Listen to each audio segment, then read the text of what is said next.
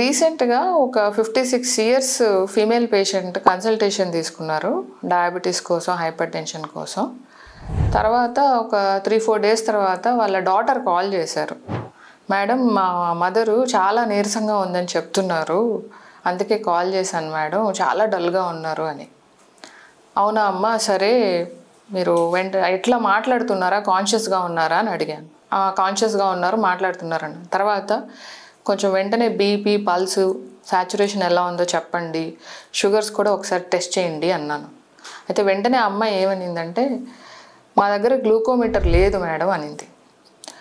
So ఇలాంటి situation చాలా dangerous situation అండి. ఎందుకంటే అక్కడ అలా పేషెంట్ ఉన్నప్పుడు మేము పక్కన క్లినిక్కి వెళ్ళండి అని చెప్పేంత టైం కూడా కొన్నిసార్లు ఉండకపోవచ్చు. మాకు పేషెంట్ కండిషన్ ఎలా ఉంది అనే దానికి కొన్ని పారామీటర్స్ ద్వారా మేము అర్థం చేసుకోగలుగుతాం. అప్పటికే నేను దగ్గరలో క్లినిక్ ఉందా అంటే లేదు మేడం దూరంగానే ఉంది అన్నారు. మా దగ్గర రావడానికి దూరంగా ఉన్నారు, అక్కడ దగ్గరలో క్లినిక్ కూడా దూరంగానే ఉంది అన్నారు. ఇలాంటప్పుడు ఇమ్మీడియట్గా మేము ఇవన్నీ వైటల్స్ అంటాం. ఇవి తెలుసుకోవడం వల్ల పేషెంట్ సిచ్యువేషన్ ఎలా ఉందని ఒక ఐడియా వస్తుంది. అందుకే నేను ఫస్ట్ క్వశ్చన్ కూడా కాన్షియస్గా ఉన్నారా, మాట్లాడుతున్నారా అని అడిగాను. వీళ్ళు రీసెంట్గా డిటెక్ట్ అయిన డయాబెటీస్ పేషెంట్స్.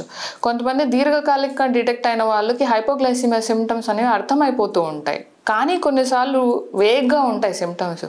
కొత్తగా డిటెక్ట్ అయిన వాళ్ళకి హైపోగ్లైసిమియా సిమ్టమ్స్ కూడా అంత అర్థం కాకపోవచ్చు. అలాంటి సిచ్యువేషన్లో మనం ఏం చేయాలి? ఇది ఒక మెడికల్ ఎమర్జెన్సీ, ఆ షుగర్ డౌన్ అయిందా అని తెలుసుకోవడానికి గ్లూకోమీటర్లో షుగర్ టెస్ట్ చేయడం అనేది వెరీ వెరీ ఇంపార్టెంట్. సో దయచేసి అందరూ ఇది గమనించండి. డయాబెటీస్ పేషెంట్స్ అయితే కంపల్సరీ ఉండాల్సిందే. ఈవెన్ నార్మల్గా కూడా మనము మన ఇళ్లల్లో కొన్ని మెడికల్ గ్యాడ్జెట్స్ అనేవి కంపల్సరీ పెట్టుకోవాలి ఎమర్జెన్సీకి. దానిలో glucometer, BP operators, pulse check చేయడానికి పల్స్ ఆక్సిమీటర్ అండ్ సాచురేషన్కి, అలానే థర్మోమీటర్, ఇవన్నీ మ్యాండేటరీ అండి.